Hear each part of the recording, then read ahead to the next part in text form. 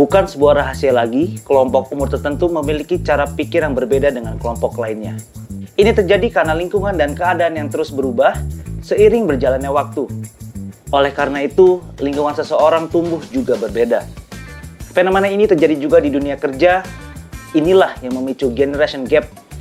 Selamat datang di AFG Talk Podcast, sebuah podcast yang akan menjadi ruang tumbuh dan belajar bagi insan AFG dan pendengar publik yang selalu pengen lebih baik dari hari ini.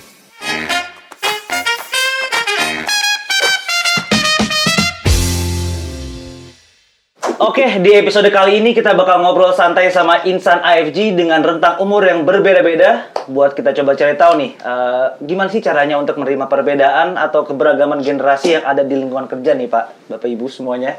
Di sini kita juga sudah ada Bapak Haru. Selamat pagi Bapak. Selamat pagi Dito. Izin Pak, dari perwakilan apa Pak? Generasi? Saya antara baby boomer dengan X. Baby boomer generasi X. Oke. Bapak Rama? Saya dari generasi X. Dari generasi X. Dan Mbak Rahel dari generasi Z. Generasi Z, Pak. Langsung paling kelihatan nih kalau generasi Z itu dari saya pikir Pak Rama generasi Z nggak? Gen Z. Terima kasih, pujian. Kita jadi akan membicarakan tentang generasi-generasi, gimana cara kita menyikapi di dunia kantor tuh dengan adanya berbagai macam generasi itu gimana nih Pak nih. Tapi mungkin saya mau bertanya satu hal yang mungkin ini berlaku untuk semua generasi Pak. Budaya mohon izin itu dari tahun berapa ya Pak sebenarnya Pak?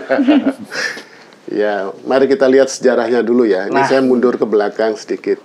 Jadi kita kan ngelihatnya pertama kali itu baby boomer gitu. Tapi kita lihat ke belakangnya. Itu sebelumnya ada yang namanya generasi apa ya kalau saya sebut lost generation. Itu kira-kira di tahun 1800 sampai 1900. Setelah itu ada generasi baru yang disebut dengan Great Generation. Apa itu? Kira-kira yang lahir antara 1900 sampai dengan 1930-an lah atau 40-an. Generasi itu disebut greatest karena paling sulit, masa sulit. Ada perang dunia, ada Great Depression, ada kelaparan. Mereka yang lahir di situ dan survive itu namanya adalah greatest generation. Setelah itu maka pemerintah biasanya negara-negara di dunia itu mulai ada kemerdekaan itu di tahun-tahun setelah 40-an. Banyak sekali negara-negara merdeka dan itu mengambil alih peran dalam masyarakat.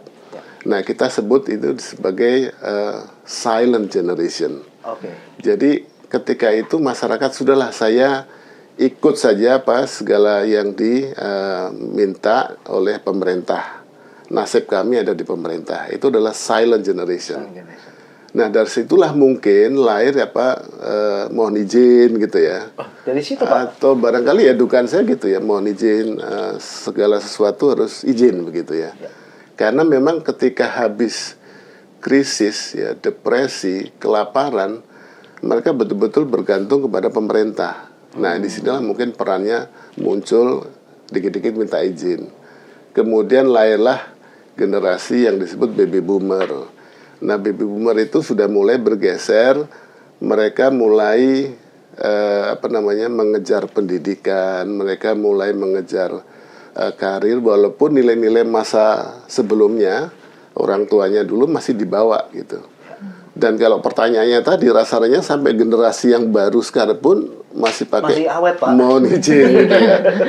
Mohon izin. Nah, kalau disebut asalnya seperti itu. Tapi barangkali juga bisa sebagai budaya ketimuran ya. Budaya ketimuran yang walaupun sudah berganti generasi tetap aja itu masih nempel walaupun dalam cara penuturan yang berbeda gitu ya. Nah, nanti kita akan bahas lebih lanjut kenapa masih ada seperti itu. Apakah ini bermanfaat atau kita tinggalkan saja gitu ya. Nanti mungkin generasi yang lebih muda-muda bisa komen, boleh nggak Pak saya kalau nggak pakai mohon izin gitu ya. Nanti saya akan cerita banyak.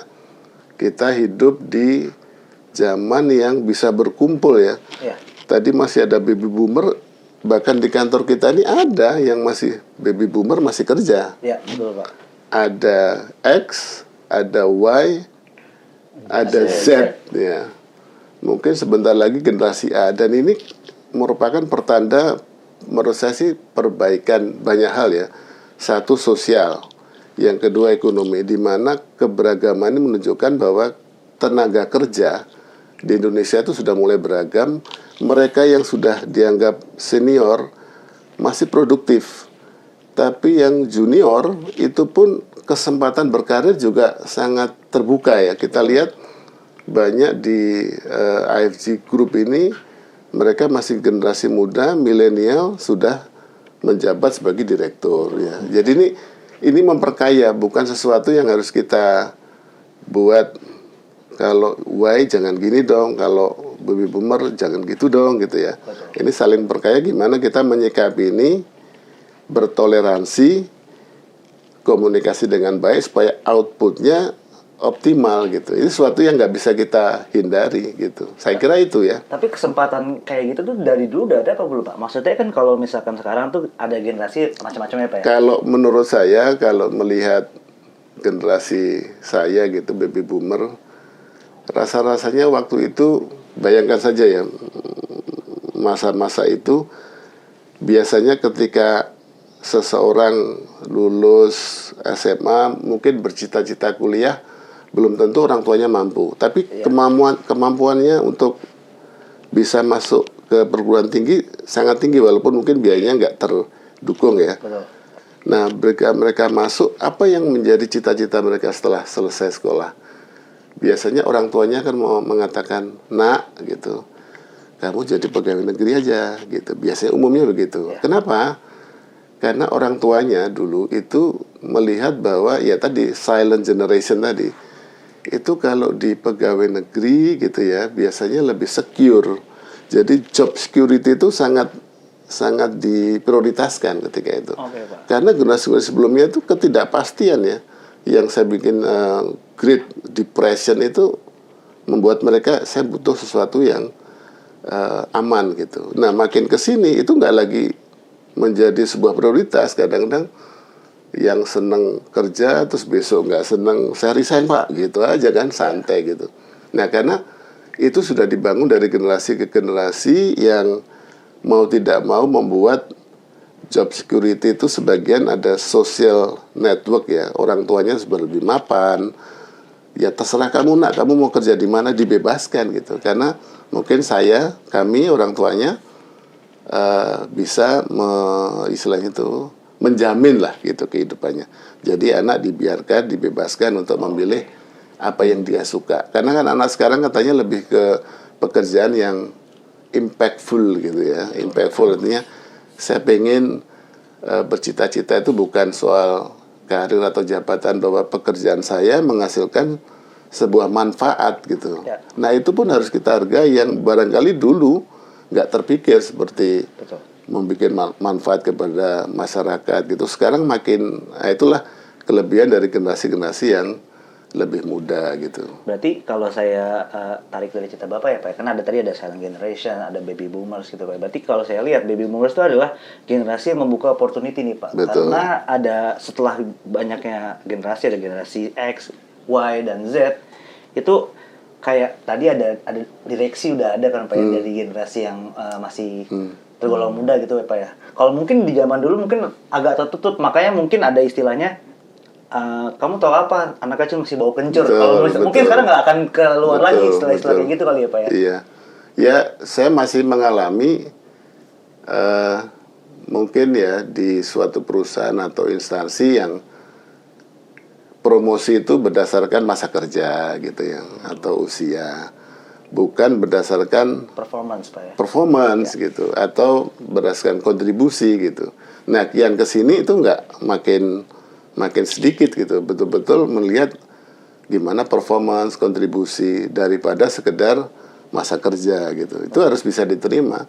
Dan terutama misalnya juga gini, dulu kalau di pekerjaan itu umumnya pensiun 55, mungkin ada yang 56. Sekarang rasa-rasanya saya yang sudah lewat 56 itu rasanya masih kuat gitu bekerja gitu kan. Kalau dulu itu udah mengejar 56 udah mikir, saya mau ngapain ya, yang sifatnya bukan lagi bekerja gitu, misalnya mengisi kesibukan, padahal sebenarnya masih dibutuhkan gitu. Kira-kira seperti itu. Masih mau berkarya gitu. Masih berkarya. Nah sekarang yang krusial adalah populasi terbanyak itu adalah generasi X sama milenial kalau lalu zamannya tahun 2023 ini. Kenapa? Karena dua itu digabung, ya kira-kira menurut saya sih ada 80% kali ya, lebih. Usia produktifnya Pak ya? Ini harus dijaga momentum ini supaya bisa menggandeng yang nanti masih muda Gen Z tadi, tapi juga mengambil istilahnya itu wisdom yang didapat oleh generasi di atasnya baby boomer. Karena bagaimanapun baby boomer mengalami yang kita belum alami. Nah, itu manfaatkan wisdom itu, tapi juga bisa menarik yang Gen Z yang mungkin sedang proses pencarian.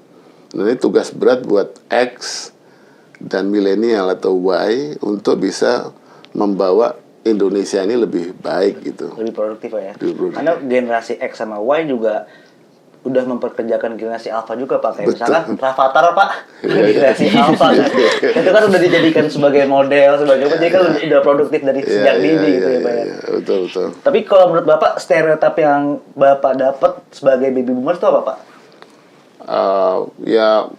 Kolot gitu, Kolot, kaku, terlalu hati-hati gitu, biasanya gitu. Gini aja kok susah sih Pak gitu. Nah, itu nggak bisa dilepaskan pengalaman sebelumnya. Mungkin ada kejadian yang membuat mereka itu lebih hati-hati ke depannya gitu. Oke, karena pengalaman dulu itu nggak bisa. Nah, ini jangan dianggap sebagai sebuah kok kita langsung mengurangi tingkat kehati-hatian, tetapi mempelajari kira-kira kondisi apa sih yang terjadi dulu sehingga kita perlu waspada gitu. Yang kita mungkin belum mengalami. Dan saya yakin sebenarnya ini kalau disebut di dunia asuransi itu kan ada cohort ya. Jadi generation cohort, jadi dari tahun ke tahun ke tahun. Itu ada bedanya kondisi sosial ekonomi dan juga teknologi mempengaruhi. Tapi saya yakin bahwa history repeats itself. Jadi mungkin atau bisa jadi nanti generasi A itu akan seolah kembali kepada baby boomer dalam kondisi teknologi yang sudah berbeda, sudah lebih maju, sosial ekonomi yang sudah berkembang. Tapi ciri-cirinya akan kembali dan ini akan mengulang terus. Oh, jadi dia akan balik kolot. Saya kira gitu ya, bukan kolot dalam arti persis kayak baby boomer, tapi dia lebih hati-hati atau lebih. Menurut saya sih saya memprediksi seperti itu ya. Karena jadi kan ada cycle-nya Pak. Ada cycle-nya. Cuma mungkin bedanya mereka udah main TikTok aja Pak. Nah, sudah begitu, tapi ya itu sebuah siklus yang secara evolusi memperbaiki dari generasi sebelumnya. Yang dulu belum ada komputer diperbaiki. Sekarang udah ada komputer, apakah nggak terjadi siklus? Tetap terjadi. Nah, itu yang mungkin barangkali perlu kita lihat. Kita lihat aja nanti generasi yang sekarang masih berumur masuk TK kali ya. TK atau awal SD gitu. Saya izin geser sebentar Pak. Silakan. Generasi X nih. Kalau stereotip Pak Rama yang didapetin sebagai generasi X apa Pak? Kalau saya sih generasi X tuh menurut saya yang gimana ya, ngerasain tumbuh berkembangnya itu di dalam antara dua generasi. Kami mengalami ledakan teknologi di umur kami. Jadi saya masih ngerasain yang namanya nggak ada handphone. Betul. Pager. Ya. Saya lewatin semua tuh. Nggak ada mulai dari telepon umum masih ngerasain. Ya. Pas lagi SMA contek-contekan pakai pager. Masih ngerasain. Yang itu nggak usah ditiru ya. Kemudian juga handphone saya mulai ngerasain pas kuliah masih SMS. Sama kemudian internet telepon ya. Sama internet yang kresek-kresek itu masih ngerasain. BB, BlackBerry, Bapak juga ngerasain tentu ya Pak. BlackBerry, dari zaman BlackBerry sampai sekarang zaman sosial media, kami ngerasain lah ya. Generasi X itu menurut saya adaptif, kalau menurut saya bagusnya. Adaptif, mungkin karena ngadepin pas lagi berkembang ngadepin baby boomer yang, mohon maaf ya Pak ya, agak sedikit lebih kaku. Kami mungkin lebih mencoba cari cara supaya bisa lebih cepat, karena adaptif, lebih breakthrough. Kami juga generasi reformasi, di mana banyak perubahan dari zaman Orde Baru ke kami yang mengalami dan mungkin bantu menggerakkan lah ya, menggerakkan. Jadi kami merasakan kalau mungkin di Indonesia ya, untuk generasi X Indonesia tuh kami merasa sebagai motor perubahan gitu lah. Jadi di kantor pun juga ini mentok, coba cari salah sini deh. Ini mentok. Nah, tapi itu juga yang banyak kadang-kadang ya mungkin yang para generasi di atasnya, wah ini nekat-nekat nih gitu kan. Nanti tahu-tahu kejeblos aja lo gitu. Bener, tadi kan kalau Pak Haru kan lebih hati-hati, kurang wise lah gitu. Kurang wise. Ini udah mulai bandel gitu ya. Tapi ya seperti itu, dan juga kalau ini sih mungkin nggak semua ya, tapi kalau saya pribadi sih kami ngerasa pas saya dulu baru mulai kerja tuh kami yang pertama mulai work-life balance. Walaupun belum semasif Gen Z ya. Nanti Gen Z lebih, setahu saya, wah luar biasa mereka ininya. Sampai kantor diomelin dikit marah gitu kan. Nangis gitu. Ini ngomong work life balance karena ada Pak Haru atau gimana nih? Enggak. Kami lebih, tapi ya makanya bilang nggak semua kan. Ada yang masih ada kerasa dari atasnya mereka bekerja keras juga, iya. Tapi kami juga berusaha lebih coba. Sebenarnya work life balance nggak pulang malam, tapi mencoba memaintain waktu untuk kantor dan juga untuk keluarga. Coba dikoreksi Pak, work life balance ya Pak. Nanti bisa jadi ya coba walaupun di kantor tetap pastiin di rumah aman dan segala macam, dan dengan teknologi yang sekarang jauh lebih mudah ya. Bisa video call, bisa apa. Dan kalau weekend bener-bener pengennya sih kalau bisa fokus di keluarga gitu. Di situ ya balance. Di situ balance-nya. Jadi seperti itu sih, kami sandwich generation ya, kayak Pak Haru bilang kan tadi, menyambung Pak Haru ya, kami mencoba udah mulai mendapatkan kewaisannya dari baby boomers, tapi kami juga lebih adaptif teknologinya seperti generasi Gen Z gitu. Dan ya sebagai yang di tengah ya, kami mencoba menjembatani juga, dan saya rasa sih emang diperlukan sih untuk mencoba membantu Gen Z supaya bisa lebih. Ada milenial dulu. Gen Z lupa. Buru-buru ya. Karena kalau dari milenial, kalau saya tuh ngelihat milenial nggak terlalu jauh berbeda sama Gen X nih, karena kerja keras saya dapat, cuman mungkin kita lebih kental santainya Pak. Maksudnya udah mulai kayak makanya mungkin makin ke bawah lagi Gen Z kan lebih mau sama work life balance ya kan? Iya, menurut saya juga satu sih yang saya perhatiin ya, generasi Y, mulai Y ini, kalau saya milenial Y sama Z, media sosial mereka jauh lebih itu ya Pak Haru ya. Mereka harus betul-betul kayak ekspresif sekali. Saya suka bingung gitu. Kalau saya story mungkin seminggu 2 kali, seminggu 3 kali gitu ya. Tapi kalau ngelihat teman-teman yang Z itu lagi di kantor sebentar atau udah joget-joget TikTok langsung ngapain gitu kan. Nah, jadi dosisnya lebih tinggi, semua makan harus difoto gitu kan. Emang begitu Mbak Rahel, kalau makan difoto. Ya semua kayaknya harus tahu, semua orang harus tahu gitu ya, kehidupan kita tuh sekarang updated banget. Biar semua orang kayak, oh Rahel lagi ngapain ya, lagi di mana ya, lagi makan apa, oh coba-coba makanan hits, di mana gitu. Emang kalau misalkan lo nih, kalau Gen Z mungkin ngomongin gue lo Pak. Sorry nih Pak. Lo emang ngelihat diri lo sebagai Gen Z tuh gimana? Nah, stereotipnya. Ya, sebenarnya kalau saya sendiri itu dari Gen Z-nya juga nempel ke milenial sebenarnya. Jadi Gen Z awal-awal lah ya. Cuman kalau ditanya gimana sih Gen Z gitu ya, stereotipnya gimana gitu. In a positif gitu ya, di positifnya adalah ada ya? Positif. Ada dong. Semua ada positif, ada negatif. Kalau positifnya kita tuh berkembang di lingkungan ataupun dunia yang sudah serba instan. Kita dapat informasi itu cepat banget, gampang banget, mudah banget. Jadi mungkin kita bisa dibilang happy atau ya udahlah gampang, cari solusinya gampang, bisa cek di Google, bisa semua bisa dicari di internet gitu. Tapi kalau negatifnya gitu ya, mungkin sorry Pak, tadi Bapak bilang kan kalau baby boomers tuh kolot. Mungkin kalau Gen Z tuh nyolot gitu ya. Gitu ya. Jadi kadang nggak bisa memposisikan diri, nggak bisa melihat siapa sih di atas kita, umurnya bagaimana.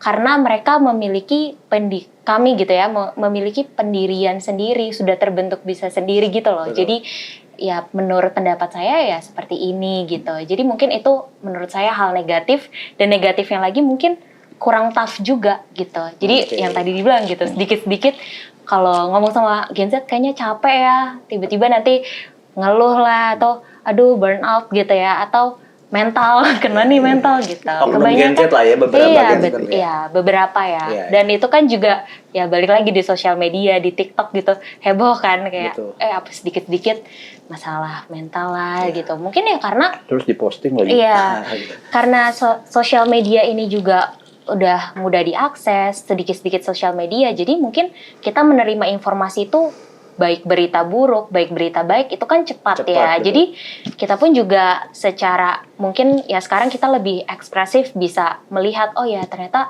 kondisi kayak gini tuh membuat diri kita tuh depresi atau gimana lebih di situ sih kayaknya. Mungkin tadi ada efek negatifnya mungkin dari teknologinya juga karena kan lebih ekspresif dan betul. suka update juga ya. Jadi kayak mungkin jadi self-centerednya di situ kali ya. Betul. Semua orang tuh harus lihat story gue di Instagram kali ya. Iya. Sama ini sih, Eksis ini gitu ya. kalau saya sih ya. Ya. Kalau generasi bapak, generasi saya, kalau cari informasi masih sulit ya Pak ya. Kita kan apapun mesti usaha gitu. Nah kalau mohon maaf, Gen Z, Gen Y mungkin ya, saya juga ngerasain sih. Mau beli apa, Tokopedia. Beli apa, Semua instan. itu semua Kalau instan. dulu nyari informasi gimana Pak? Dulu cari musik aja, cari musik. Ke Saya ambasador. ke toko CD, Aquarius dulu ya, Iya. kalau saya ya. Saya kan suka musik ya. Toko CD, mas saya mau pengen CD-nya nih. Nggak ada gitu. Adanya impor, aduh mahal gitu kan. Sekarang musik Spotify, Apple Music, nyalain keluar. Iya, Gratis. Nggak gratis sih, ada yang langganan ya. Cuma beda lah gitu. Kalau dulu tuh nyari sini ngulik, mesti nyari. Cari sana, cari sini gitu kan. Oke. Jadi Saya mau cerita nih. Nah, Jadi, silakan, Pak. terakhir. Setelah jadi anak saya yang paling kecil tuh Z kali ya, karena lahir tahun 2006. Iya. Oh, Z. Nah, suatu ketika dia bilang sama saya, ada nggak ya Pak yang bisa nerima aku mau melakukan apa namanya itu magang gitu. Jadi dalam benak saya ini anak ini butuh waktu sehari terus masih balik lagi. Bener nggak ini? ya. Atau mungkin berhari-hari. Di luar dugaan, nggak sampai 15 menit dia WA sama saya. Udah dikirim tuh Pak? Sudah. Oke. Nggak sampai udah gitu. Saya baca cepat sekali gitu. Tapi kemudian saya teliti, ini kan mau dikirim ke sebuah perusahaan yang kita juga harus bagaimanapun ini wisdomnya tuh ya sopan karena kita pada pihak yang memohon gitu kan. Setelah saya baca, saya kaget gitu. Kamu dari AI ya? Iya gitu. Jadi pencet tag itu surat satu, kita minta sekian huruf gitu misalnya, sekian kata gitu. Iya. Dia muncul langsung dan itu dalam bahasa Indonesia. Set gitu. Nah, ini yang menurut dia sih mengalir gitu ya, nggak ada yang salah. Nah, ini teknologi sangat berperan karena itu adalah fakta di mana kalau kalimat melakukan proposal untuk melakukan magang atau melamar pekerjaan secara umum oke gitu ya. Tetapi kita lihat kaidah dulu dan ini yang masih dipegang generasi baby boomer. Sopan santun itu loh. Kalau kita meminta nggak gini dong bikin surat. Nah, ini yang wisdom ini mudah-mudahan bisa masih ditularkan karena bagaimanapun juga generasi Z ini selalu questioning authority. Dan yang namanya power distance itu pendek, tahu ya power distance-nya. Nggak ada bedanya aku sama si Anu sama ini walaupun jabatan tinggi, kita ini sama. Di generasi yang sebelumnya itu power distance itu tinggi. Walaupun di dunia barat, culture barat itu dari dulu juga pendek gitu ya. Misalnya manggil bosnya lama langsung gitu, ngomongnya terbuka gitu ya. Kalau di sini kan masih belum. Itu pun sudah banyak perubahan sekarang itu. Artinya ya ini sesuatu perubahan yang harus kita ambil hikmahnya juga. Di setiap generasi itu ada value yang menurut saya kalau bagus dibawa gitu. Nah, yang dulu mungkin belum ada yang tadi istilahnya itu ekspresi untuk ngomong direct yang mungkin lebih cepat dalam memecahkan masalah. itu juga harus kita ambil dari generasi milenial atau generasi Z ya. Yes. Gitu. Ya, ini keberagaman ini kita harus manage dengan bagus gitu ya, supaya apa?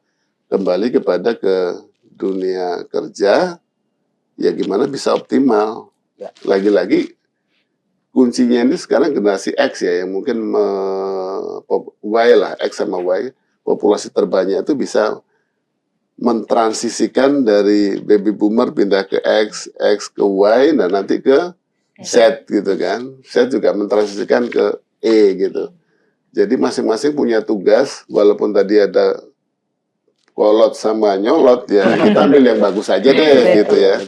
Ya itu kan zamannya memang membutuhkan apa namanya, apa istilahnya itu, sikap terhadap kondisi macam di waktu itu kan beda-beda ini. Kita nggak bisa menyalahkan begitu aja ya. Kita perbaiki terus dari generasi ke generasi gitu. Tapi menurut Bapak gimana caranya kita bisa membangun, itu kan ada masing-masing karakter yang berbeda dari tiap generasi Pak ya. Nah itu bangun jembatan yang bagus itu gimana Pak untuk supaya keadaan di kantor tuh tetap harmonis gitu, tetap nggak ada kesalahpahaman, atau kita paling minimal lah kita bisa memahami, oh yang dimaksud Pak Hari itu seperti ini, penyampaiannya beliau seperti ini. Lain gitu, orang, lain cara ya. Ya. Ya, mungkin semua bagus caranya. Saya memilih cara itu mendengarkan sebenarnya. Karena pada posisi tertentu yang relatif di atas itu makin lama makin sendiri. Dia secara posisi gitu ya Pak ya? Iya, makin lama makin sendiri, artinya harus mengambil keputusan dengan informasi yang relatif terbatas. Jadi saya biasanya saya dengerin gitu, karena saya yakin bahwa ya, kadang-kadang seringkali teman-teman itu memberikan masukan-masukan yang oh iya benar juga ya gitu ya. Nah mereka ketika diapresiasi itu mereka terdorong untuk mengasih informasi, saran atau apapun rekomendasi yang makin banyak lagi gitu. Walaupun dengan pengalamannya yang belum terlalu panjang ya, biasanya saya sebutlah ya 40-60 lah. 40 itu nggak terlalu bermanfaat sebenarnya, ngabisin waktu. 60% bermanfaat. Kalau kita nggak dengerin, maka kehilangan 60%. Mending telinga kita juga dengerin yang 40% nggak apa-apa gitu. Nah, satu bagi mereka itu generasi Y atau X, Y, Z, itu dia merasa appreciated. Merasa didengar, apa ya? Didengar. Itu keinginan mereka kan. Betul. Kalau dulu kan rapat gitu. Saya masih ingat ngalamin zaman kita mau ngasih pendapat dalam rapat yang jabatannya tuh gapnya banyak gitu ya. Kita izin dulu lagi-lagi kayak tadi tuh, izin sama atasan saya supaya atasan saya bisa ngomong ke sana. Kalau sekarang kan enggak gitu. Masih birokrasinya seperti itu, masih gitu. Kadang-kadang kaki saya juga diinjek, nggak usah. Kayak gitu kan. Jadi, nah sekarang kan enggak lagi. Jadi informasi itu kalau penting, nah ini betul-betul kita harus dengerin langsung, nggak banyak lewat banyak tangan ya. Itu kan lebih bagus. Walaupun 1-2 kali mungkin ada miss gitu ya. Nah, yang di bawah tadi merasakan diapresiasi, berarti oh iya ya, saya sudah direcognize. Saya memberikan usulan, direcognize, dan dia akan terpacu lagi untuk ngasih masukan. Gitu, Pak, ya? Tapi generasi yang Y tadi itu juga harus belajar banyak ya. Artinya dia self assessment. Kalau gini kok responnya kurang ya. Saya apa ya? Salahnya saya apa ya? Itu dia harus juga memperbaiki. Karena suatu ketika mereka lah yang mengambil keputusan. Oh betul Pak. Nah saya biasanya mengatakan gini, oke, kita sekarang harus mengambil keputusan. Kita bisa belok kanan, bisa belok kiri. Sekarang saya mau tanya, kalau yang berpendapat saya harus belok kanan, alasannya apa? Kiri, alasannya apa? Karena masing-masing punya, enggak dong Pak, kita harus kiri Pak, enggak dong Pak, saya ke kanan dong Pak. Nah, itu tugas saya mengambil keputusan. tapi berikan reasoning yang sebaik-baiknya. Kenapa saya harus ke kanan? Kenapa saya harus ke kiri gitu. Nah, nanti saya mengambil keputusan. Karena ini yang paling sulit kan, mengambil keputusan. Nah, ini yang mereka terus didorong. Nah, mereka saling belajar. Nah, cepat sekali kalau teman-teman generasi UBA ini cepat sekali. Oh ya, ini gini-gini ya. Berarti kan sama Anu sendiri kan interaksinya tinggi. Kalau zaman dulu mungkin nggak banyak ngobrol kayak gitu ya.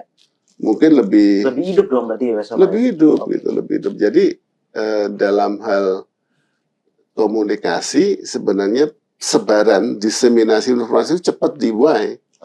Kalau zaman dulu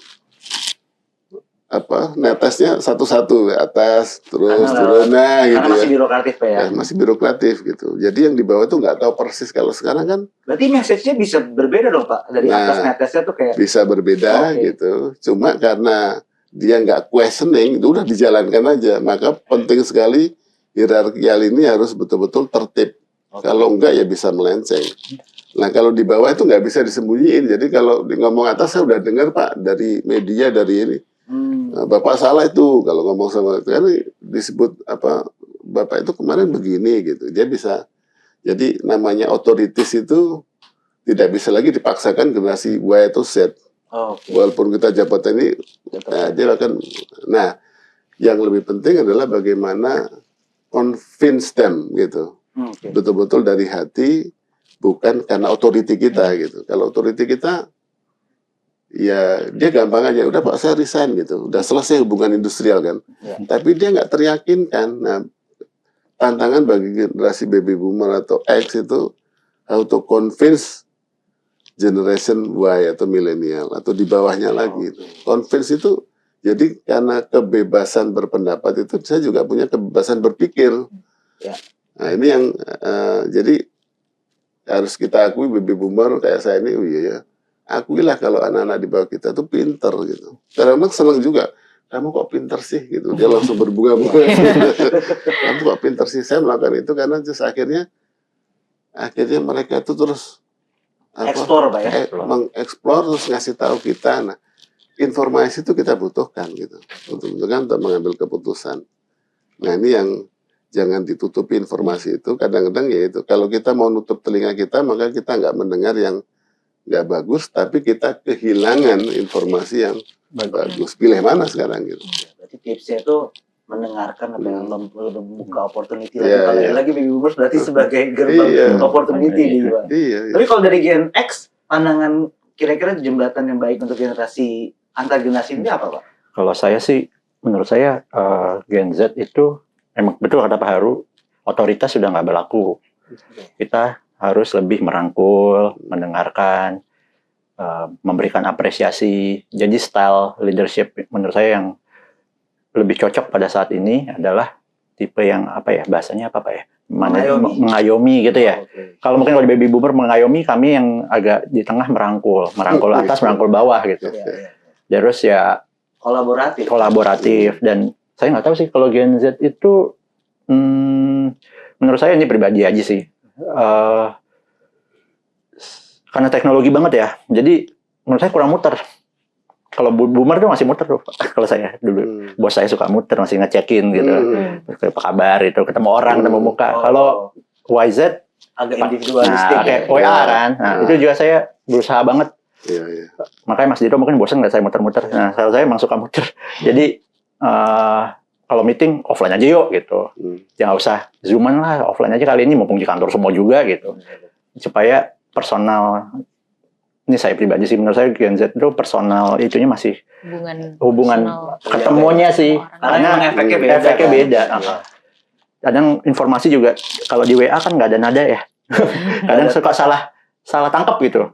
Kecuali voice note. Maksudnya mungkin cuma udah sampai mana kerjanya maksudnya, yang di sana berasa kok gua dikejar-kejar terus. Padahal cuma mau ngecek doang gitu. Jadi kalau saya sih mungkin jembatannya yang utama sih ngerangkul ya. Jadi kayak Pak Haru bilang tadi, otoritas sudah nggak laku, mungkin masih bisa digunakan cuma dalam skala terbatas. Tapi lebih impactful adalah kita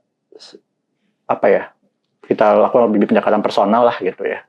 Apresiasi yang mereka lakukan, ingatkan kalau ada yang salah, kita beri arahan supaya mereka sesuai dengan tujuan perusahaan yang sama gitu. Setuju nggak Mbak Rel? Soalnya generasi milenial dari tadi nggak diajak nih. Oh iya.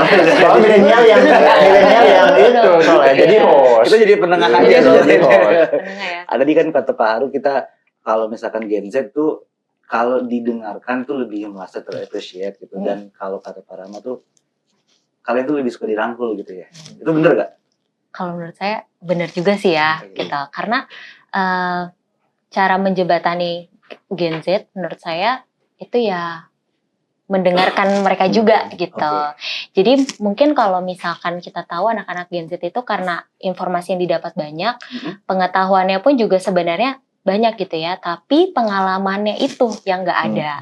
Jadi memang terlihatnya wah sotoy juga nih anak gitu kan, dan memang yang Gen Z pun juga beberapa yang merasa dirinya ya tapi kita tahu kok ya, itu benar gitu atau itu salah segala macam.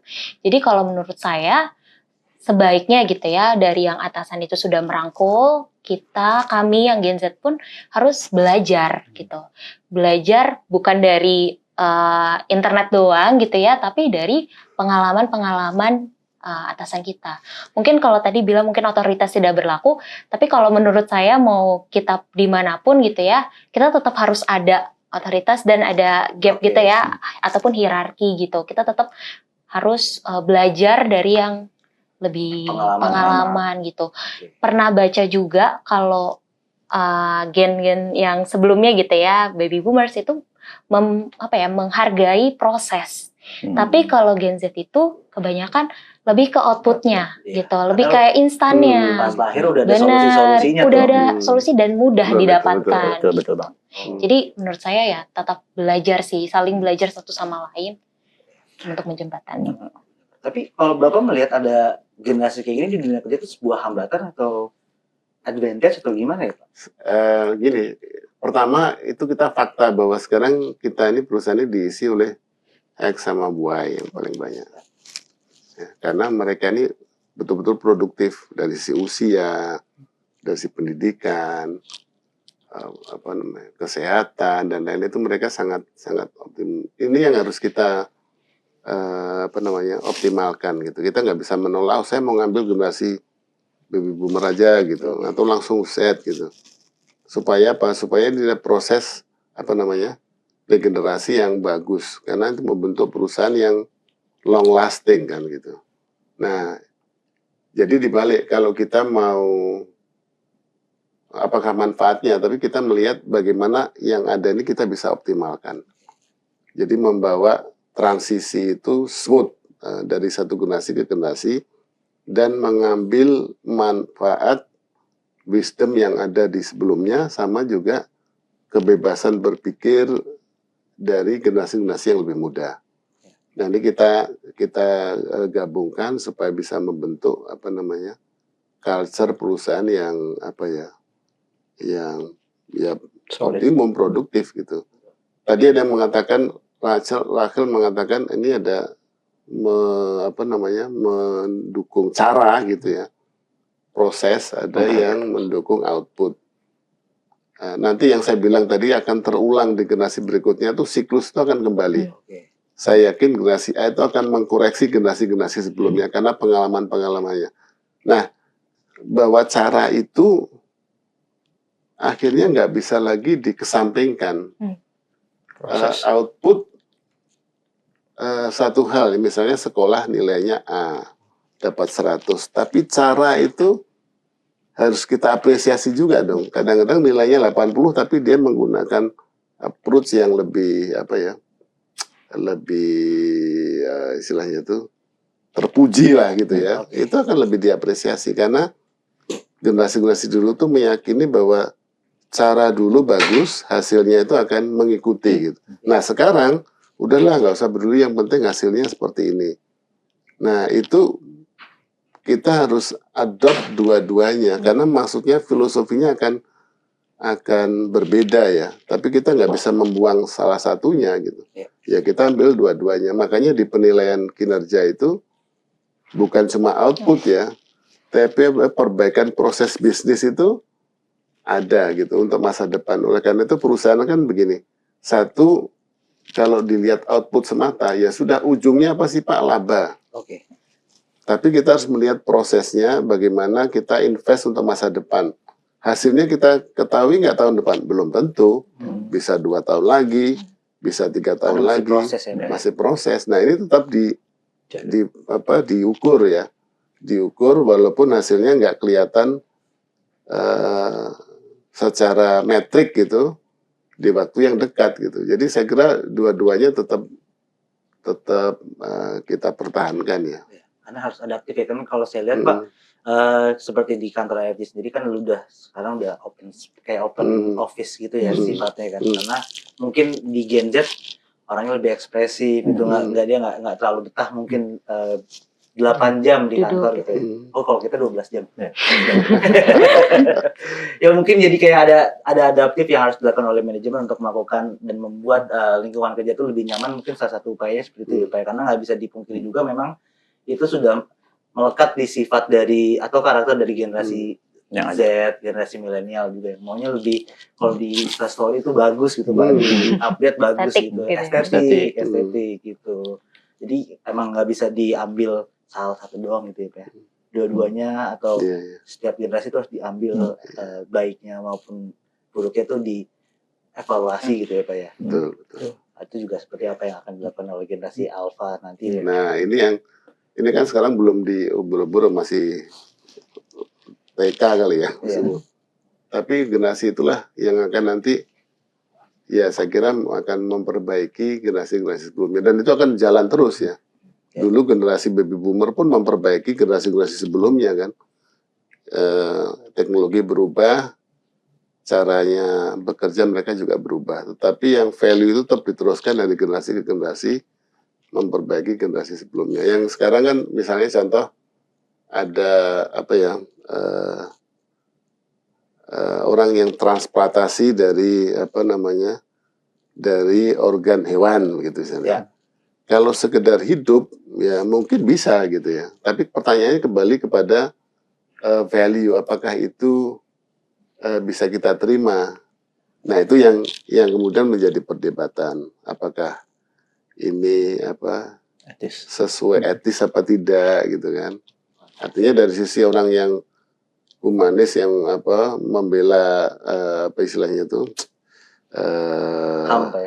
HAM gitu. Kenapa ini dibunuh untuk kehidupan orang lain bisa, atau yang mungkin dari sisi religius. Nah ini value ini jangan dikesampingkan juga gitu untuk peradaban yang nanti masih terus berkembang. Ini harus kebawa sampai generasi mendatang gitu. Nah mungkin sekarang kita masuk ke bagian ini Pak. Jadi kita udah ada ngumpulin Pak beberapa stereotip yang ada di Twitter Pak, atau X sekarang Pak. Jadi ada beberapa akun-akun yang menyatakan bahwasanya ini kita coba dari tanggapan atau pandangan mereka terhadap baby boomer ya Pak ya. Punya teman kantor boomer bapak-bapak itu emang membuat kesabaran gue yang setipis tisu ini selalu diuji. Kenapanya? Karena satu, tiba-tiba komen profile picture di WA. Jadi mungkin ada yang naruh ganti WA-nya jadi fotonya apa, terus ditanya gitu Pak sama baby boomers, atau tiba-tiba ngechat dan nanya besok libur apa enggak, atau dia suka ngefoto diem-diem pas aku lagi kerja, katanya gitu Pak. Nah, jadi itu menurut Bapak benar gak Pak? Sebagai baby boomers, apakah emang Bapak emang suka banget komentar di Facebook atau di WhatsApp gitu Pak? Jadi baby boomer itu hidup di mungkin tumbuh ya di zaman ketika sebuah keluarga itu begitu mengador atau menomorsatukan bapak atau suami yang bekerja itu nomor satu ketika itu. Ini adalah yang paling ultimate goal, sehingga mereka itu seringkali kalau menurut saya dikejar oleh harapan sosial atau keluarganya untuk sukses gitu.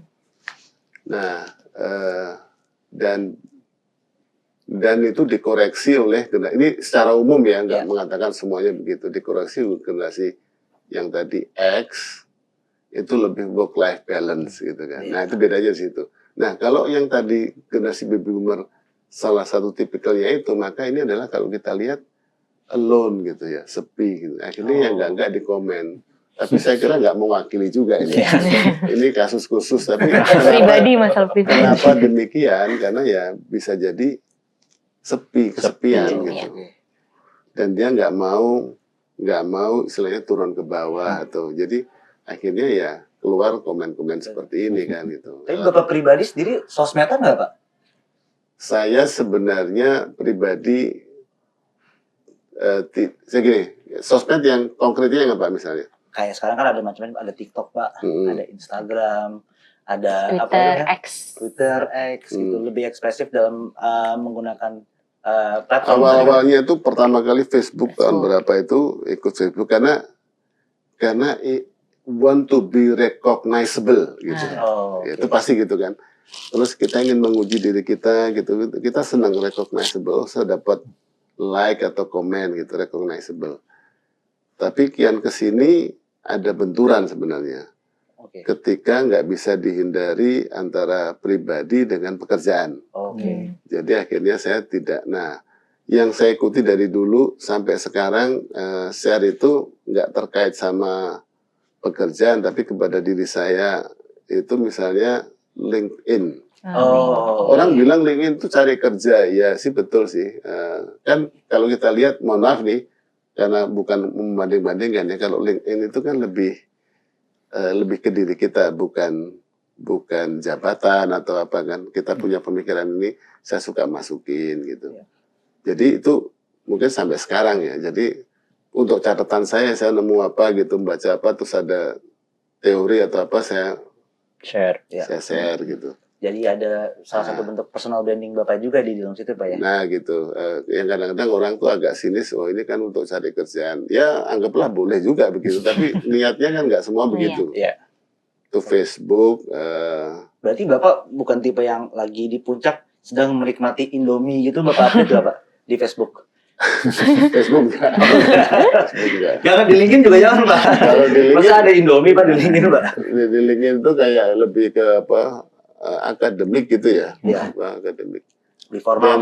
Dan bagusnya kalau menurut saya apa ya, kalau saya bilang kadang-kadang orang komen yang tidak produktif, tidak konstruktif gitu bisa disaring. Kalau siapa sih yang mau komen di LinkedIn?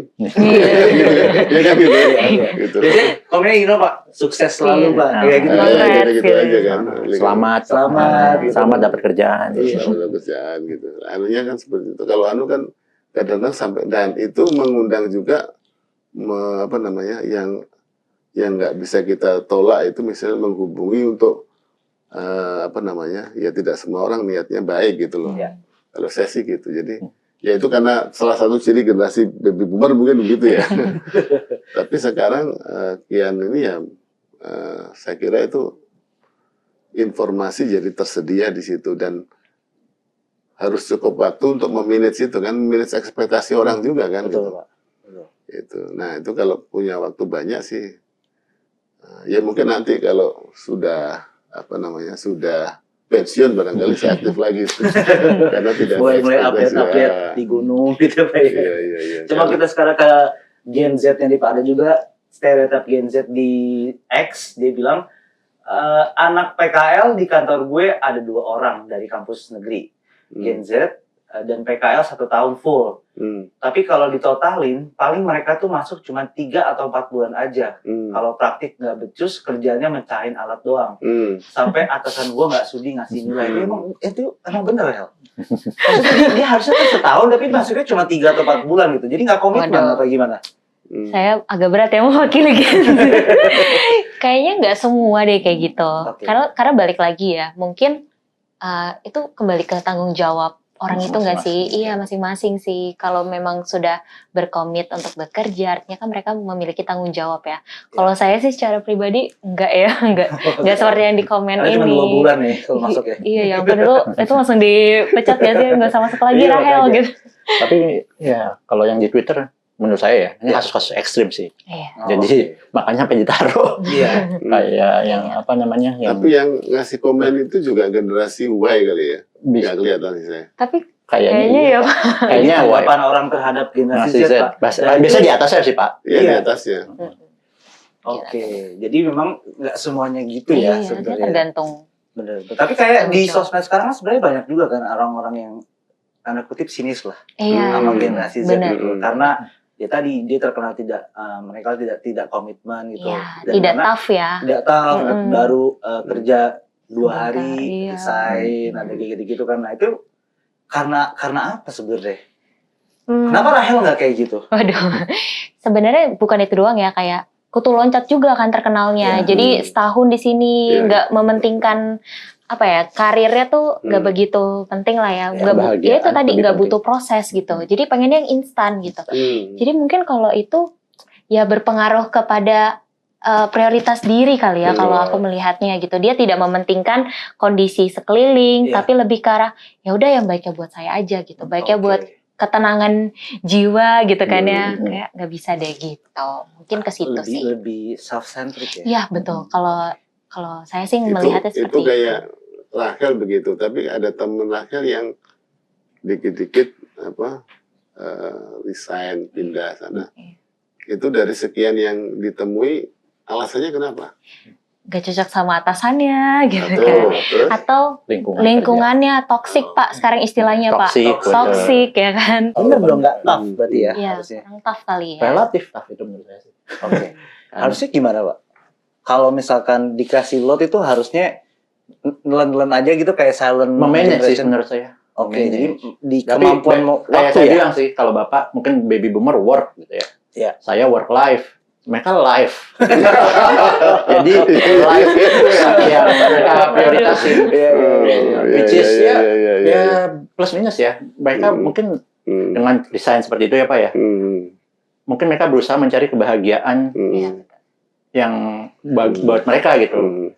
Kalau mereka dapat ya, dan mereka juga saya perhatiin kalau kita kan kerja ya mungkin karena juga udah punya anak saya ya, lebih tanggung jawab buat keluarga Kerja ya kerja kerja gitu.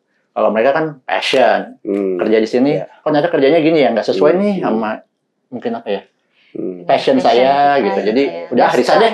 Di sebelah sana kayaknya lebih cocok sama passion saya, gaji cocok, udah saya pindah deh gitu. Oke. Bahkan mungkin gaji nggak cocok kalau passionnya menurut mereka itu masuk. Kadang ada juga Menurut saya yang mereka finansial nomor 2 bukan prioritas gitu. Iya. Betul nggak Hel? Nah, juga ya. Nomor 1 kan ketuhanan yang Maha Esa. Ya, ini ada lagi Pak, ini dari stereotip ke baby boomer lagi Pak. Dia bilang punya teman kantor jauh lebih tua, tapi kelakuan kayak anak kecil dan baperan. Itu baby boomer Pak. Itu Bapak sepakat gak tuh Pak? Itu kan Baperan Pak katanya Pak. Iya. kesepian lagi nih Pak. Ada benarnya juga gitu. Kalau saya bisa memahami, menyelami seperti itu. Tapi kemudian orang baby boomer pun juga berproses, juga belajar ya. Juga belajar. Belajar itu kalau saya misalnya baru akhir-akhir ini, jadi dari perusahaan satu ke perusahaan lain, akhirnya tidak perlu saya mengulang dari awal, tapi dari perubahan itu saya jadi banyak belajar. Jadi mungkin ada yang berperilaku seperti itu ya. Kalau di tempat yang sama terus seolah-olah dunia itu miliknya gitu, seolah-olah perusahaan itu miliknya gitu. Tapi ketika kita mengetahui banyak lingkungan kerja yang berbeda, mungkin tidak lagi seperti itu. Jadi ya mau nggak mau ya get along aja, nggak usah merasa ya kan kalau di situ terus seolah-olah dia yang paling senior gitu. Kamu nggak boleh melawan saya gitu kan. Tapi begitu ke tempat lain ya beda. Tidak semua orang akan memperlakukan dia seperti itu ya. Jadi dia harus saya baby boomer ini juga harus belajar gitu. Ya, dari generasi lainnya Pak. Nah ini ada lagi Pak, ini dari buat generasi Z lah ya Pak ya, kita dari David Purnama nih Pak, dia bilang pernah punya tim dari Gen Z beberapa. Tiap kerja itu selalu ngeluh yang kerjaannya banyak lah, over pressure lah, atau semacamnya gitu. Padahal dari dia sendiri yang kerjanya nggak bener, schedule nggak pernah diikuti, sukanya kerja mepet-mepet, dikit-dikit dibilang burnout. Nah, ini istilah zaman sekarang nih Pak, burnout Pak. Burnout. Mungkin di generasi X 4 kali ya, maksudnya ya. Saya ngadepin ya. Ya, tapi ini sih mungkin ya lagi-lagi kan yang ekstrim ya. Kalau yang atas sih emang saya sering dapat lah, karena Banyak kerjaan. tapi gitu. sebetulnya nggak semuanya kayak di bawah gitu. Iya, iya. Nggak semuanya kerjanya nggak benar, schedule-nya. Ada juga kok yang komit, yang kerjanya sesuai range-range. Cuma emang sekali lagi menurut saya pribadi fokusnya adalah kebahagiaan diri, aktualisasi diri. Jadi Self-centric lagi-lagi health ya. Iya, betul. mental health, memang sudah mulai concern kan mental health, Iya. masalah burnout. Jadi mungkin ngeluh itu penyaluran gitu loh. Oke. Kalau mereka masih produktif, saya nggak apa-apa, dengerin aja ya Pak ya, dengerin, kasih saran. Karena minum kopi dulu. Tapi kalau menurut Rahel gimana nih pandangan Gen Z kayak gini nih, sepakat gak? Balik lagi ke orangnya sih kalau menurut Ya. saya ya. Jadi ya tapi memang pasti ada aja yang seperti Iya. itu. Masih ya mungkin karena kerja pertama kali juga gitu ya. Iya. Dan di lingkungan yang mungkin sebelumnya hidupnya juga enak gitu Iya. kan, difasilitasin oleh orang tua, terus tiba-tiba harus kerja dengan lingkungan yang waduh bosnya galak gitu kan, atau wah tiba-tiba dibrekin langsung kerjaan gitu ya, Iya. tanpa dikasih tahu detail mungkin kan.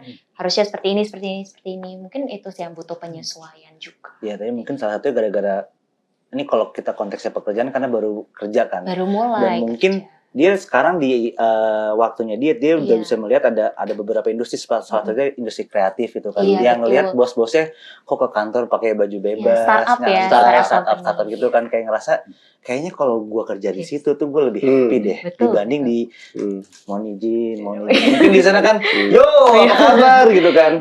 Nah Tapi- itu mungkin jadi salah satu kayak beban sendiri dari buat Gen Z kali ya, kayaknya kok mau happy mereka gitu loh. Nggak tahu aja. Ya. Sama kerasnya. Lebih keras banget Lebih kadang gini, ya. Saya dapat beberapa teman di startup yang Gen X masuk ke startup, bosnya Gen Z, kebalik Pak. Oh, Bosnya malah Gen gitu Z, ya? dan saya ininya Gen X. Sama aja Pak. Kerja sampai malam juga. Mereka juga demanding, tetap Pak. Dan mereka karena instan, mereka maunya semua cepat. Betul. Karena dia Gen X ngerasa bingung langsung. iya, dia ngerasa di dalam tempat dia sekarang tuh dia nggak happy gitu. Iya, Dia iya. merasa rumput tetangga Rumput lebih hijau. hijau, betul kan. Nah, gitu. aku mau nanya sih, kalau boleh ke Rahel sama Boleh, Kak boleh, Dito. silakan. Pengen tahu aja, mungkin ada tips ngadepin generasi-generasi seperti kami. Kalau dari Anda berdua, kan ya dari ke bawah, gantian ke atas gimana? oke. Apa harapannya apa? Harapannya gimana? Kalau dari milenial apa ya? Iya. Kalau dari milenial jujur saya kalau misalkan khususnya kalau karena kita masih di lingkungan BUMN ya Pak ya. Justru guru-guru yang baik tuh yang memang dari generasi-generasi sebelum kami gitu, karena banyak cara-cara misalkan dari tadi Pak Haru bilang kehati-hatiannya gitu. Itu kan kehati-hatiannya bisa dari tutur bicaranya atau dari bagaimana kita melakukan pekerjaannya gitu. Dan dari Gen X juga tough-nya kita juga mesti lebih risk taker gitu Pak, karena mungkin kalau misalkan sekarang kalau kita nggak berani gitu, kita nggak berani melompat lebih jauh gitu, ya akan lebih lambat gitu prosesnya Pak. Tapi ya itu kalau misalkan saya lihat banyak yang bisa diambil sih dari masing-masing generasi. Nggak tahu kalau Rahel ada pandangan lain nggak? Kalau pandangan dari saya pribadi sih, jujur ini pertama kali Pak, saya kerja di perusahaan BUMN gitu ya. Budaya kerjanya benar-benar berbeda dari mungkin yang swasta menurut saya. Tetapi yang saya senang adalah generasi-generasi di atas ini mengayomi kalau menurut saya. Dan mengapresiasi apa yang kita kerjakan. Nah itu yang paling penting sih menurut saya untuk yang perlu dilakukan ke bawahan. Jadi dengan mengapresiasi yang di bawah tuh juga bakal melihat, oh ya memang ya kita tuh harus menganut ataupun mengambil hal-hal positif juga nih dari yang terdahulu lah ya gitu. Belajar banyak dari yang terdahulu gitu sih. Oke, berarti ya banyak yang bisa diwarisin juga ya betul, dari betul. tiap-tiap generasi. Kayak gitu Pak Rama, dari kita mah. Iya. Kita mah menerima. Iya. Karena kita ada adaptif juga ya kan. Iya, betul, Iya. betul. Tapi kalau misalkan menurut Pak Rama deh, ini kayak gini, kita untuk bisa adaptif lagi, generasi apa yang maksud saya hal apa yang paling bisa diwarisin untuk Gen X dan ke bawahnya dari baby boomer? Oke, kalau dari saya mungkin ya sesuai tadi saya bilang adaptif ya, itu penting. Mungkin lebih tough, lebih tough sedikit. Nggak harus tough banget. Kalau emang ada yang lebih baik ya. Kemudian kalau saya sih yang paling saya dapat dari baby boomer itu menghargai proses. Itu karena itu jujur apa ya, zaman sekarang semua serba instan. Kerasa sekali sih anak saya juga kalau apa-apa pengennya cepet gitu, kadang kan ada prosesnya gitu. Nah itu yang mungkin harus lebih dihargai lah, proses gitu. Kalau buat Pak Haru Pak, ke bawah tuh sampai ke gen alpha, gen selanjutnya apa? Itu kira-kira dari gen baby boomers, gen X, gen Y, gen Z tuh yang perlu kayak harus ada di turun-temurun apa ya Pak? Jadi tadi kan saya nyebut dari generasi yang lost generation yang tahun berapa itu karena tidak tercatat dalam sejarah ya. Ketika itu mungkin pencatatan belum serapi sekarang. Tapi tugas kita generasi yang di bawahnya itu juga melihat apa yang terjadi dulu. Sejarah ini penting. Situasinya seperti apa, sikap generasi itu menghadapi kondisi seperti apa, terus mengambil tindakan apa. Apapun kemajuan teknologi, kondisi ekonomi sosial apapun, tetapi pattern itu, pola itu akan tetap berlaku sampai sekarang, menurut saya gitu. Nah, tentu harapannya yang di bawah adalah ya kejadian-kejadian yang sudah terjadi sebelumnya itu jangan diabaikan begitu saja gitu. Dan itu akan terjadi. Jadi mulai kondisi apapun lah ya, sosial itu ada perubahan dari dulu ada modern, postmodern sama apa lagi satu lagi. Itu juga akan terjadi gitu, terulang lagi dalam kondisi yang berbeda. Oleh karena itu bijak-bijaklah untuk melihat suasana, mengambil hikmahnya dari generasi yang terdahulu. Tidak harus mencontoh ya, mengambil hikmahnya dan ya melakukan yang terbaik ya ketika itu ya. Ketika itu untuk mengambil tindakan yang the best yang bisa dilakukan. Nah itu akan menjadi pelajaran buat generasi berikutnya. Tapi menurut Bapak nih Pak, kalau di dunia kantor tuh gimana sih taunya kalau misalkan setiap generasi itu udah saling harmonis gitu Pak, udah menghargai keberagaman nih Pak antar generasi tuh. Kelihatan nggak sih Pak sebenarnya Pak dari posisi direksi gitu Pak, kalau ngeliat ke bawahannya tuh kayak, oh ini kayaknya tim saya tuh semuanya get along together gitu Pak. Kelihatan sebenarnya. Jadi misalnya mulai ada yang mengeluh, terus bisi-bisi gitu kan, terus kemudian silo gitu Pak, gitu itu gampang relatif gampang lah dideteksi. Cuma jangan sampai kami ini larut dalam situasi tersebut karena kita ini kan relatif di atas harus bisa bijak juga melihat tidak berat sebelah atau tidak berpihak. Itu yang tantangan buat kita tidak berpihak. Kadang-kadang kita suka ikut larut gitu ya. Nah ini yang kita harus bijak juga gitu. Karena suatu ketika ini mungkin bisa jadi benar gitu. Berikutnya mungkin kejadiannya berbalik gitu ya. Karena tidak ada yang benar yang hakiki gitu ya. Tapi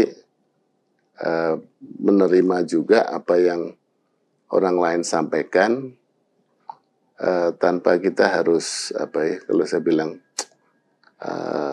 objection atau menolak seketika itu juga. Jadi kalau saya sih ya saya sudah sampaikan, kalau tidak ikut ya nggak apa-apa gitu. Tapi bahwa kita harus mengekspresikan pendapat kita itu yang jangan ditutup gitu. Jadi mungkin generasi yang di bawah juga perlu sampaikan itu, walaupun kadang-kadang ya udah ditelan aja lah keputusannya begini. Itu ada area yang mungkin yang di atas tahu, generasi di atas tahu, yang punya kewenangan tahu, tapi belum sampai ke bawah. Itu yang kadang-kadang terjadi gap tapi belum bisa juga dikatakan kalau saya sampaikan apa adanya itu bisa merubah cara kerja mereka gitu. Jadi susah juga gitu. Oh iya Pak ya. Jadi makin ke atas itu dunia itu makin abu-abu.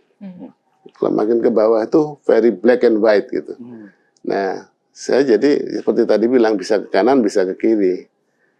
Nah, jadi saya juga pernah punya pengalaman interview lah ya untuk menduduki suatu jabatan. Tentu yang ditanya itu 3 hal.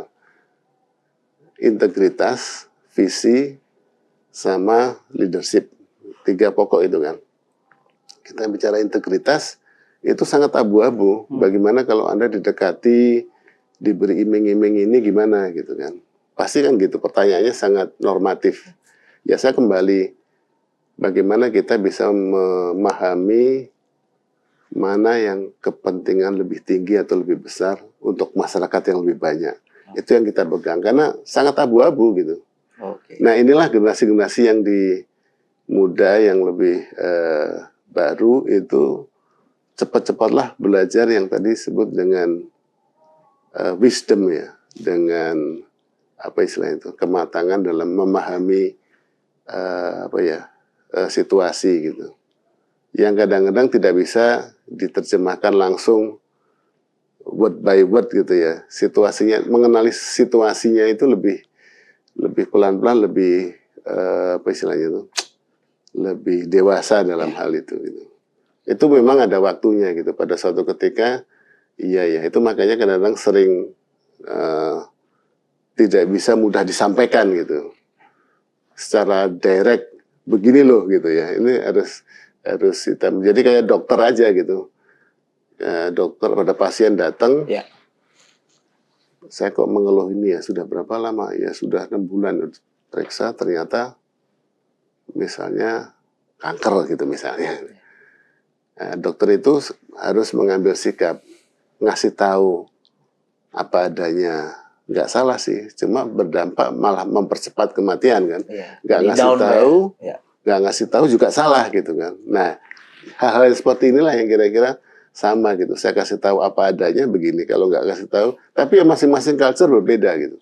Kita mau yang seperti apa, belajar komunikasi ini maksudnya nyampe, tapi tidak harus blatant, tidak harus direct. Itu yang mungkin perlu.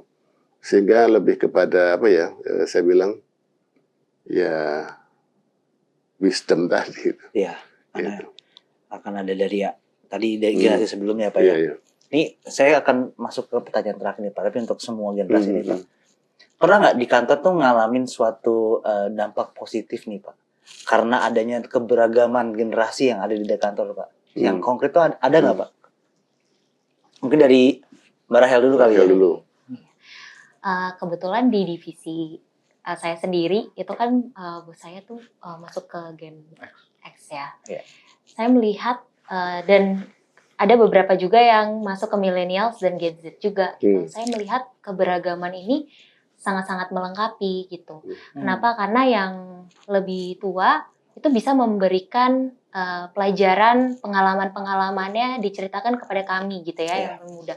Tapi yang muda ini juga bisa menunjukkan, membantu, mensupport hal-hal yang kita tahu lagi trennya nih apa gitu. Mengkomunikasikan dengan cara yang lebih kreatif lah ya dari pengalaman yang terdahulu gitu sih. Jadi sehingga delivernya menurut saya optimal gitu ya. Dari pengalamannya dapet, semua pelajarannya ada, tapi dengan kreatif way gitu ya. Nah seperti itu sih kalau saya melihat. Sepakat sih Hel, karena karena kan dari generasi milenial juga tadi ada lonjakan teknologi gitu kan. Jadi ada beberapa yang kita bisa ngasih khususnya teknologi sih ke generasi X dan generasi baby boomer, bagaimana kita atau mereka adaptasi terhadap teknologi kan, karena mungkin ada beberapa generasi X sama baby boomer tuh masih tanda kutip skeptis lah terhadap teknologi gitu. Jadi kayak ya udah kalau mau kerja cuman ada Word atau PowerPoint, tapi sebenarnya kan fitur-fitur Microsoft sebenarnya kan banyak gitu contohnya kan ya. Nah, kita coba kenalkan dengan mereka, dan itu yang menurutku jadi kayak sesuatu yang positif banget, karena sekarang kita bisa akses semua file kita di dimanapun ada OneDrive. cloud kan. Nah itu kan belum semuanya tahu tuh generasi X atau baby boomers kan, dikasih tahu oh ternyata bisa ya kalau diminta sama Pak Bos nih tolong dokumen yang ini dikirimkan, oh ternyata udah ada di HP gitu kan. Nah kayak gitu sih kalau positifnya buat aku sih. Atau kalau dari generasi X gimana Pak? Ya, divisi saya juga kebetulan kan atasan saya boomer kan, ya kan. Oh boomer ya? Baby boomer, ya kan. Saya sendiri X, bawahan saya rata-rata Gen Z sama ada milenial juga ada. Nah, menurut saya sih gimana ya? Jadi cocok sih. Jadi kalau itu bisa bersinergi gitu ya, wise-nya. Kalau lagi situasi, saya bisa kalau perlu kewisean saya bisa ke baby boomernya minta pengalaman. Kalau saya perlu kecepatan, saya bisa minta ide baru, minta sesuatu breakthrough, bisa ke teman-temannya X atau ke bahkan menurut saya ide-idenya teman-teman generasi Z, generasi Y, milenial tuh suka saya nggak kepikir gitu, karena mungkin mereka lebih paham teknologi ya Pak Haru ya, paham teknologi, paham sosial media dan segala macam. Jadi apa ya? Mungkin pengalamannya bukan pengalaman umur ya, tapi pengalaman mereka lebih aktual. Mereka begitu lahir udah pegang handphone soalnya. Iya. Gitu. Iya kan? Di rumah sakit. Di rumah sakit udah pegang handphone. Gitu. Nah, kalau kami kan, saya lahir masih telepon ini ya, jadi belum itu.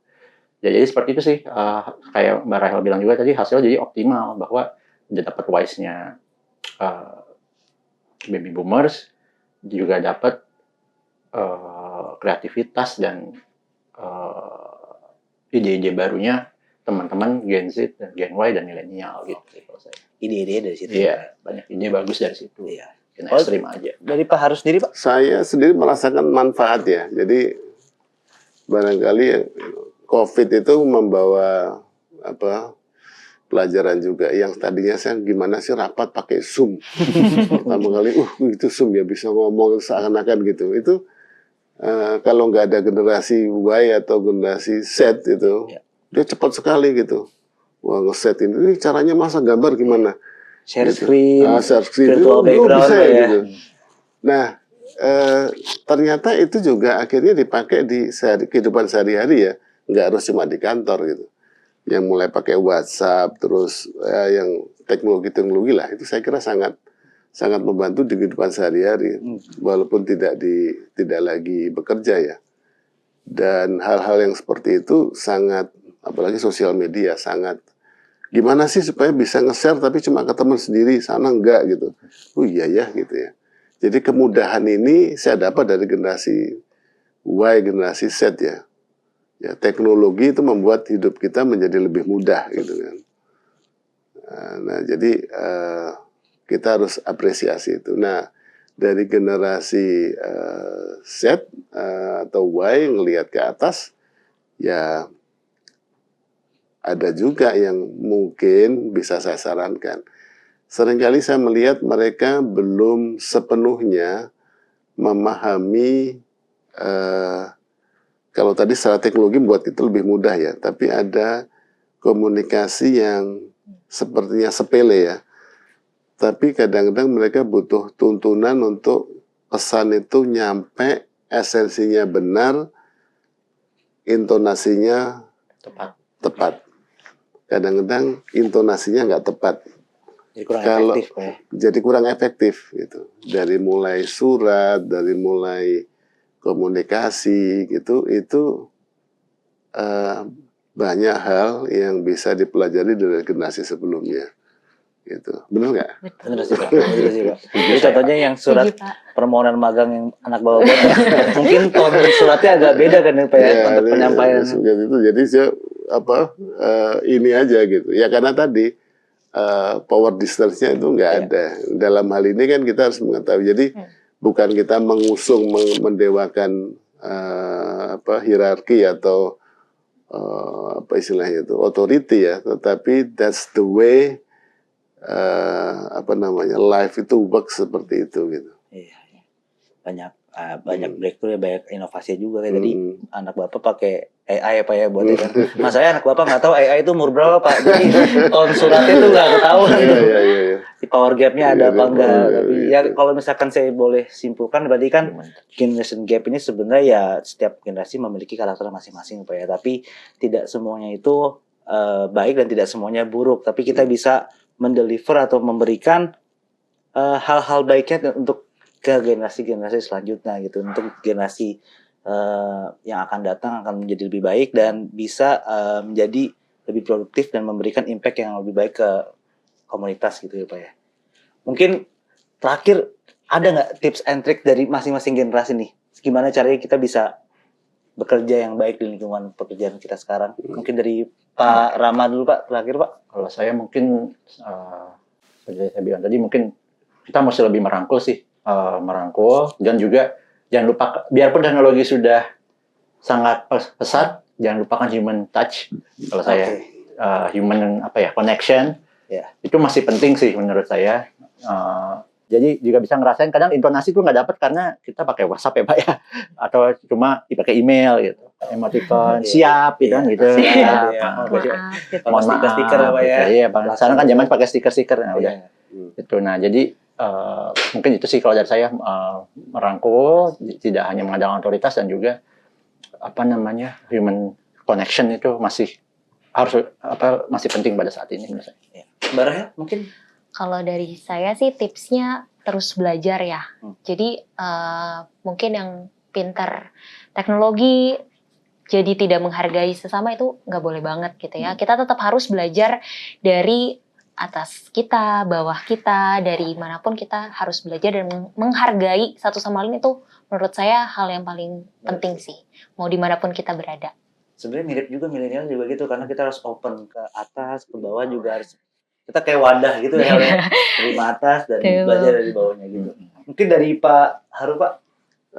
Agak-agak manajemen sedikit ya, tapi menurut saya ada 4H ini yang boleh dibilang perlu terus diasah. Jangan ada yang timpang salah satunya.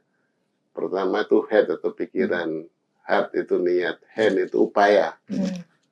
Jadi tiga-tiganya harus harus imbang, dan satu lagi adalah health ya, fisik kita. Nah ini kita harus jaga terus, jangan timpang. Wah kita mikirin, pokoknya kalau yang nggak logis enggak lah gitu. Ada yang heart ini yang tidak selalu logis itu berakhir dengan baik gitu, kira-kira begitu. Walaupun itu sebagian besar ya. Jadi keseimbangan itu heart, head sama health. Oke, berarti itu semua harus jalan semua ya Pak. Oke, mungkin terima kasih Pak Haru, Sama-sama. Pak Rama, Mbak Rahel, dan saya sendiri sudah menyiapkan waktu di podcast kali ini. Karena kita juga insan AFG kan, sebenarnya kita menyiapkan waktu juga. Mungkin terakhir jangan lupa tonton terus AFG Talk Podcast di channel YouTube Indonesia Financial Group. Teruslah berprogres dan semoga kita bisa selalu lebih baik dari hari ini. Sampai jumpa.